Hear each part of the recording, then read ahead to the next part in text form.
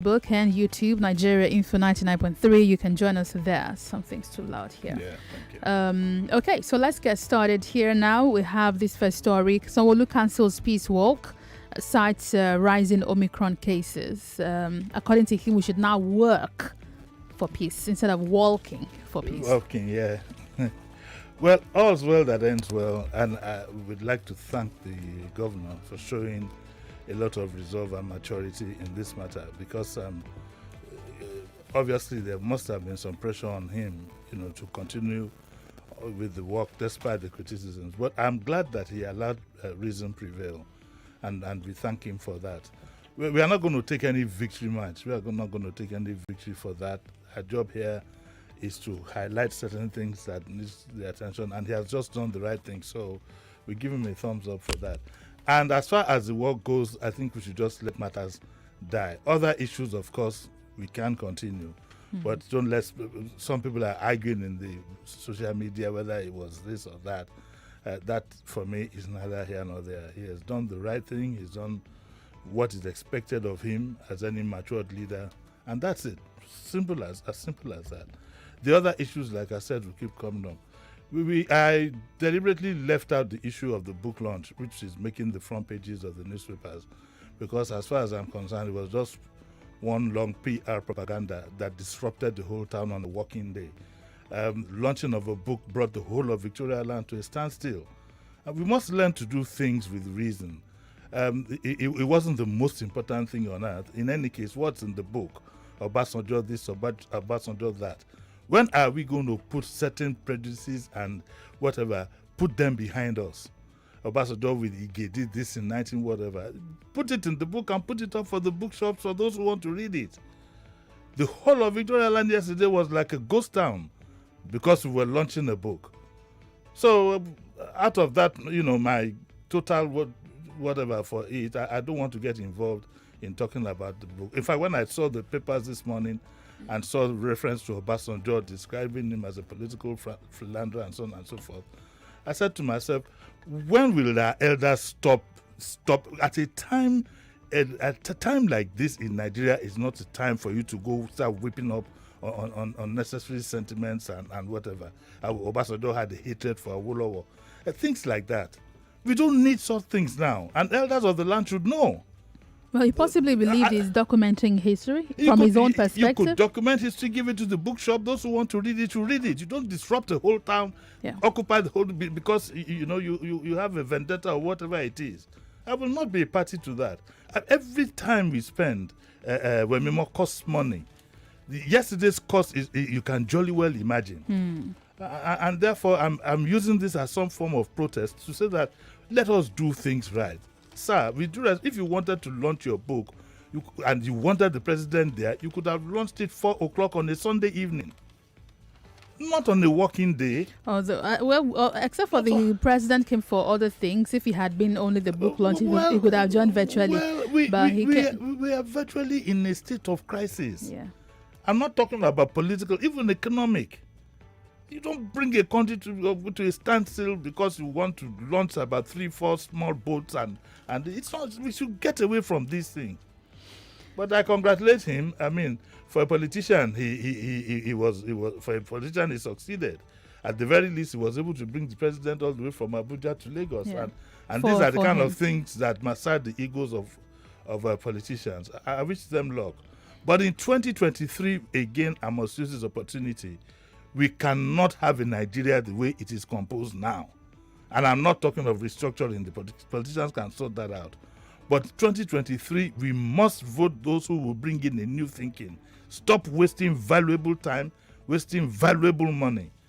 I can jolly well imagine the kind of bill the federal government had yesterday and the Lagos State government had yesterday for this book launch that we had. That's possibly why they had to tie it up to the inauguration of other projects, because I'm sure their back end would have been flayed this morning if it was just for the book launch. We are too ceremonial as a people. What's the big deal about the Navy having four gunboats? I mean, it wasn't a frigate. It wasn't a sub. And when these things are done, usually in other places, it will be done at a convenient time and a convenient place. Shut down the whole of Victoria Land yesterday, the nerve center. remember that Broad Street is no longer the nerve center of it's Victoria Island. Only God knows how much we lost yesterday. Well, but let's move. This sad story, I talked about it earlier today. It's here in the Punch newspaper. Family of Lagos RCCG pastor killed by converts demands probe. Excuse me. The story, summarily, I told it earlier today. 2 persons came to the church, came forward for altar call. I mean, that's where they ask you, do you want to receive Christ? And they came forward and said they want to. And then they say they don't have a place to stay. The church offers them the premises to stay in. A week later, they stabbed the pastor to death. The story says the pastor just came back from the bank. So whether he went to withdraw or he went to deposit, I have no idea. Unfortunately, the man is dead. How does this story stand? How does this sound to you? You know, as a mature thinking adult, how does this stand to you? Two people come, they answer an altar call, and immediately you accommodate them in the church. Again, it's there are not some strange. members. I am sure that there are 1 or 2 members of that church who themselves are probably homeless. So who is going to tell me that kind of funny story that when they made the altar call, they now said they had nowhere to stay and you accommodated them in the church? Come on, the police have a lot of work to do. Again, I don't think sorry, it's one strange. second. Let me finish. Just 1 second. The police have a lot of work to do. I don't believe that story. There is more to it than meets the eye. Come on, give me a break. It's like telling me somebody comes up here and then we accommodate him in this compound. No history, nothing. No history, nothing. And they sleep in the compound for a week. It's not strange for church and, mosque and me? religious. No, it's not. We have notable persons. For instance, what's this latter day? What's his name? This man who vowed for presidential. Bakari. Yes, he's been in that situation according to his story. The church and the mosque are usually places where you can go to if there's no refuge. And the story most people put forward is because I converted, my family sent me away. Excuse me. Somebody, you will accommodate somebody you don't know for a week? Wemimo? You are not talking of a traveler who needs to spend the night and go. People you don't know from Adam in a redeemed church. If it was a personal church like Jimi Disu's ministry church, I would probably understand. But the redeemed, I'm sure by the time you ask Pastor Adeboye, they have rules guiding such things. There are members of that church, I am sure, who need accommodation and would not have been given. So this story, we need to be open-minded. Unfortunately, the gentleman died. Because the question is, what was he taking cash to the bank, or did he go to collect cash from the bank? We don't know that yet. We need to find that. We need to find that out. Luckily, the police has arrested one of them. Yes, so that should help. He is going to be singing. I think the family of the gentleman too, the family of the gentleman who went to the bank and so on, they need to brace themselves for a shock, just in case they begin to hear things untoward. I have a detective's mind. Yes. I know where that's going. I have a detective's mind. As far as I'm concerned, everybody is a suspect until they are cleared one by one. I don't want to go further than that. I don't want to malign anybody. But this story, top to bottom, and I'd like to know who is the pastor in charge of that particular parish. Churches are supposed to be locked and you go home. That's redeemed churches that I know. You lock the doors of the church and you go home. How can you accommodate somebody you don't know for a week in 2021? Wow. In 2021, they made the altar call, and then you now accommodate them for a week. Something did there. What do you guys think? I think they should tell me on Facebook. Again, the story has been investigated by the police, but it's open to, thoughts. Everybody, including the dead man, is a suspect in this case, including the pastor who parishes that place. I think he's the pastor who parishes the place. And he's the one who had the cash. We don't know if he had cash, but he's the pastor in charge. He's a parish pastor. This story doesn't... I hear he's also the accountant. So he's the one. How can the parish pastor also be the accountant? Yeah, well, maybe it's a small. No, wait. Let me get this right. Is it that he is a accountant, or he is the accountant for the parish? What the story says is that he's also the accountant. He's also the accountant. Yes. So he's the one who takes the money to the bank. I think that's what they mean. Redeemed Church. Takes the money to the bank. Church that I know runs a very thorough administration, and I doubt. So here is this pastor that was not just a cleric, he was also the accountant of the church. That rarely happens. There's something wrong with this story. The Redeemed Church they're very, very well organized. Do you know the number of auditors they have? They're very well structured and organized. I have close people are close to me who Justice Baja, for example, is my he parishes a whatever. It just there's an inside conspiracy in all this. Something probably went wrong, and that's why I said we need to be open-minded so that we don't have any surprises. And this is a big test for the police. Luckily, you were able to grab one of them. I hope the other one is not abroad, because that seems to be the in thing now. Now let's talk about traveling. Those of you who are planning to travel, of course, most of you can't anymore because of COVID-19. We still go. You still go? How? Go. How you want to exam? We go to another country. You can go too. Go to Rwanda, go to Kenya. Yeah. Stay within Africa. Right. Now, federal government begins giving booster shots. US donates 2.5 million doses.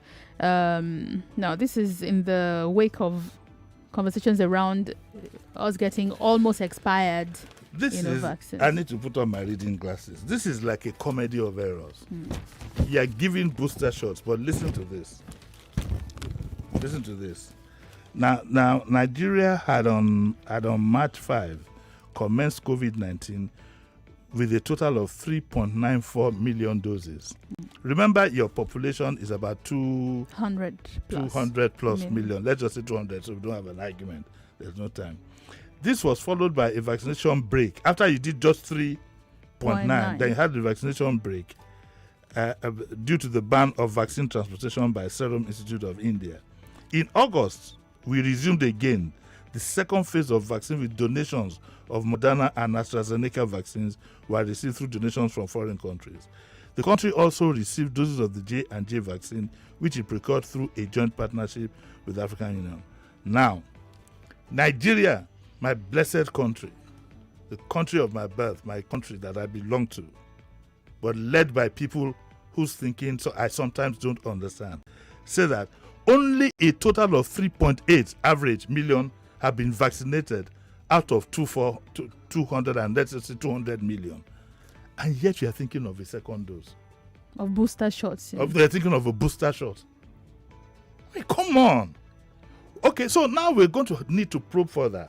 Well, was it only the elite and the privileged who got the first two shots? We need to ask ourselves, this because there's a Pfizer vaccine that is on its way that you probably want to use as a booster shot. So if less than, and that is, they say we plan to vaccinate everybody, to vaccinate about 70% by next year. But if you have done only 3.8, so what about those who have not been vaccinated at all? You don't intend to do anything about that. Maybe we've not gotten free vaccines. You want to give booster shots to the privileged 3-point-something million out of 200. And remember that Nigeria, ladies and gentlemen, does not start and end in Lagos. Yeah. You need to travel outside this country to know that every citizen, I repeat, every citizen that you come across, apart from those who are visitors or whatever, has the same rights that you have. So the government needs to tell. You see, this is one of the reasons why we are treated in this. By the way, you need to go find out what actually happened in Canada. That's another story. But back to this one. So who are the 3-point-something million? Who are they? Remember what is their what is their social status?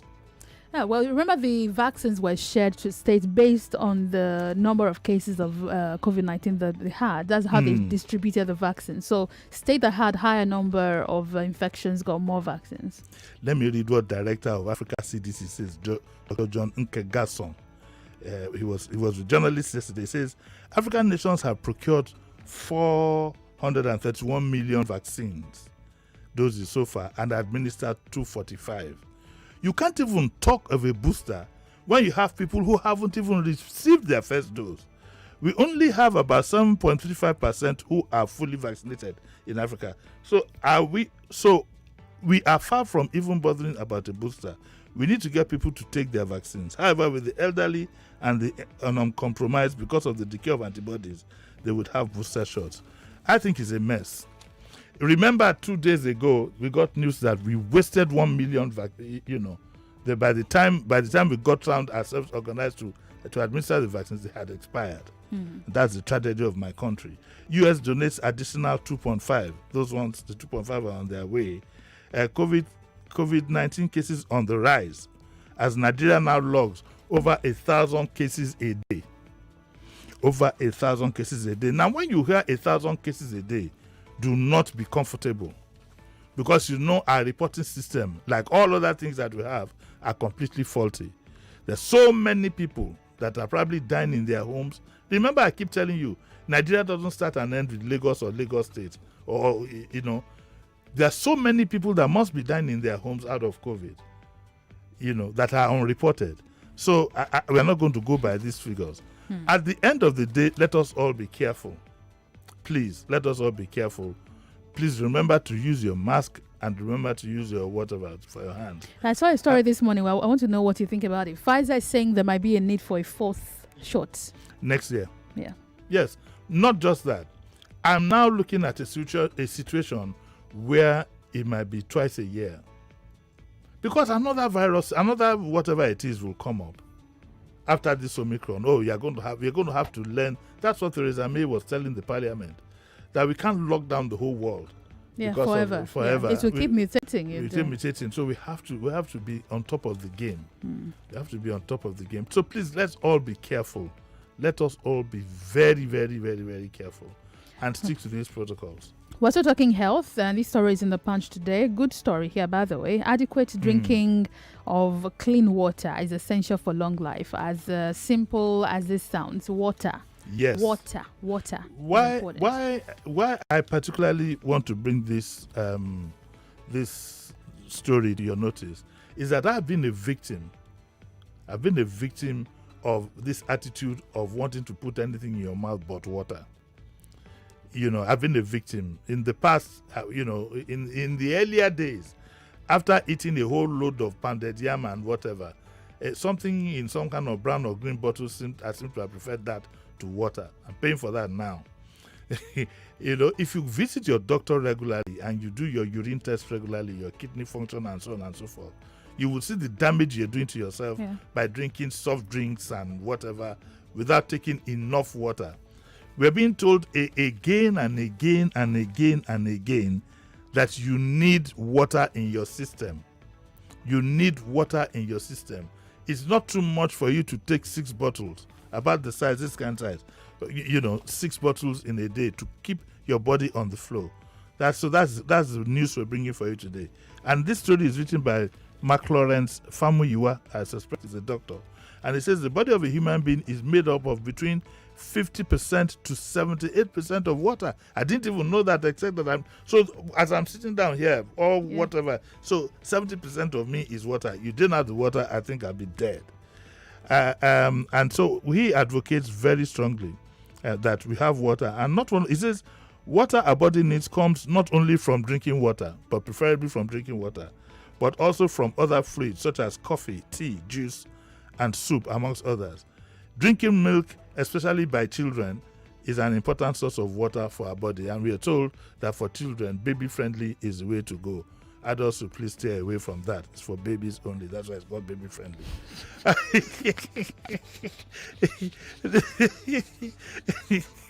What's funny now?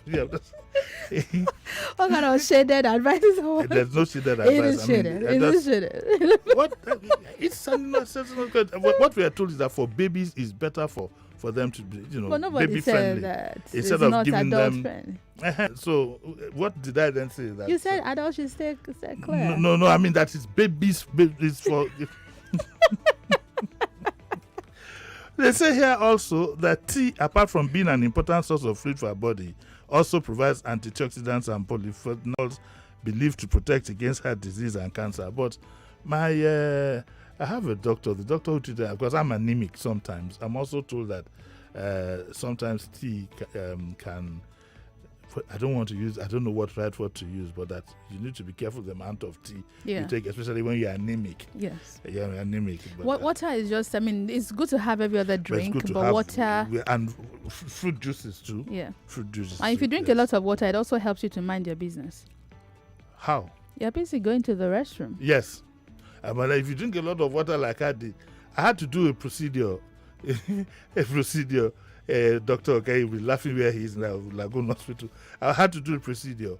They tested me and discovered that this Baba has not been drinking water. I had to drink like 2 jerry cans of water. Philip here, I was making fun of him that day. He was laughing. You need a lot of water. You need a lot of water to survive. Really. Let's take a final one. Yes. This is an editorial from The Punch today. Dubious NGOs on the prowl. Oh, yes. Oh, yes. Do we have names of the NGOs? No, we don't have names. We'll skip that. But NGOs have become a thriving business. They've become a means of making money illegitimately. And the authorities need to place a lien. They need to place a third eye on the activities of various NGOs. Apart from the economic side of things, where most of these NGOs make money for themselves anyway, some of them also pose a security challenge.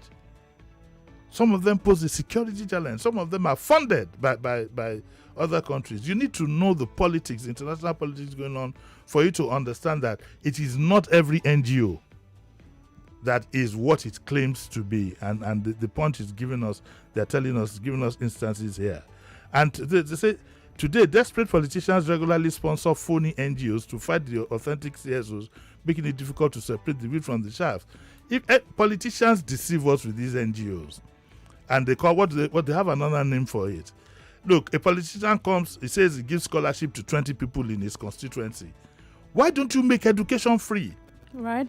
Why do you want to turn these people into? Why don't you make education free? Or they pay for jam form. You have a governor, and the wife says she's doing medical outreach or she's doing whatever. When these things should have been provided by the government in the first place. Within the hospital. But we take these things hook, line, and sinker. We take these things hook, line, and sinker, and therefore, the government won't do it because that's the tool. The politicians used to hold us down. We are the ones who have to now start separating with. We are not saying every NGO, but all these outreach and constituency this and constituency that, all nabobo, is to curry your favor with your own money. But if you have a lot of NGOs, it shows that the government is not working. That's why you need a third party to step in. Yes. Awolowo didn't have any NGO. There was free education at all levels for everybody. So people could send their children to school with pride. Here, they turn you to a beggar. You have to attend this number of rallies or this number of whatever before you can get the scholarship for your child. And you are in total prison for the rest of your life. Which is why, maybe to just get this basic rights to be justiciable will be the way to go. You can't sue government for not providing education or not fixing your road. We are not even going to bother with government. These are things we will boycott some of them. These are things we need to begin to do ourselves. And that's what the NGOs are doing. Yeah, but our people don't have any resolution. We don't, we are confused people. Poverty is poverty is worse than cancer. Well, I can't disagree on that.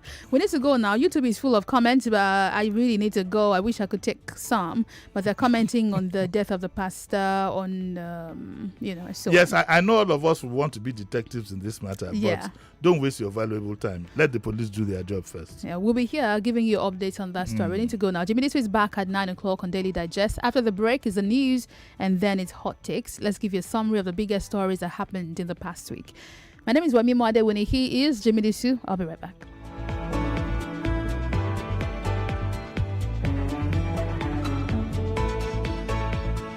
Hello. This is a public service announcement to our dear customers that don't have NIN or are yet to link their NIN to 99.3 Nigeria Info. We are more than just radio. Subscribe to our YouTube channel at Nigeria Info FM. Check us out on Facebook at Nigeria Info 99.3. Follow us on Twitter at Nigeria Info FM and on Instagram at Nigeria Info FM Lagos for live updates as it happens. 99.3 Nigeria.